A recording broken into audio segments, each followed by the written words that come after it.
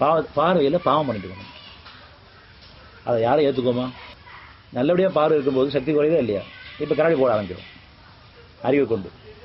அதுலேயும் நான் அந்த சத்தியத்தை உணராமல் அதுலேயும் பெருமையாக இப்படி போட்டால் நல்லாயிருக்கும், அப்படி போட்டால் நல்லாயிருக்கும் சொல்லிட்டு அப்படி போட்டிருக்க இல்லையா?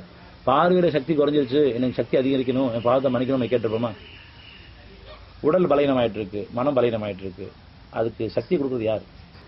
எப்படி மனம் தான் உடலை இயக்கிறதுக்கு உதாரணம். நம்ம ரொம்ப கஷ்டத்தை இருப்போம் உடல் ரீதியாக படுத்த படுக்கையில். ஆனால் ஒரு நல்ல செய்தி வருது உங்களுக்கு, நம்ம எல்லாத்துக்கும். படுத்துக்கிறவங்க நடக்க ஆரம்பிச்சு வீட்டில் முடியாமல் படுத்து வைக்கிறோம், மனசு பாதிக்கப்பட்டு உள் பாதிக்கப்பட்டோம். இப்போ உங்களுக்கு பிடிச்சமான நல்ல செய்தி, ஒவ்வொருத்துக்கு ஒரு செய்தி பிடிக்கும். பொதுவாக பெண்களுக்கு அம்மா வீட்டுக்கு போகலாம் ரொம்ப பிடிக்கும். ஏன்னா வீட்டில் ஃப்ரீயாக இருக்கலாம், எதனாலும் வேலை செஞ்சுட்டு இருக்குது. அப்படி போகலாம் கூட்டு போயிட்டா உடனே வச்சு நடக்க ஆரம்பிச்சிடும்.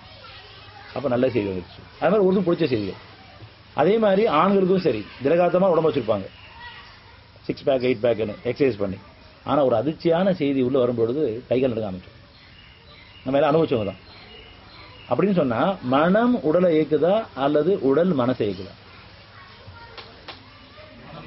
மனதான் உடலை இயக்குன்னு சொன்னால் இது வரைக்கும் நம்ம மனசுக்கு என்ன வைத்தியம் பண்ண முடியும்? மனசு உருவமானது கிடையாது. மனம் பேசுகிறோம், மனசுக்கு அமைதி வேணும், மனசுக்கு நிம்மதி வேணும், மனசுக்கு ஆரோக்கியம் வேணும், எல்லாம் கேட்குறோம். மனசுக்கு சமாதானம் வேணும். ஆனால் மனம் எப்படின்னு யாரும் சொல்ல முடியுமா? அப்போ மனசை கவனிக்கணுமா உடலை கவனிக்கணுமா? இது ஞானங்கள்ல உள்ளது. நம்ம எல்லாரும் சாதாரண பேசுகிற வழக்கத்தில் உடலை பத்திரமா பார்த்துக்கோன்னு சொல்லுவோம்.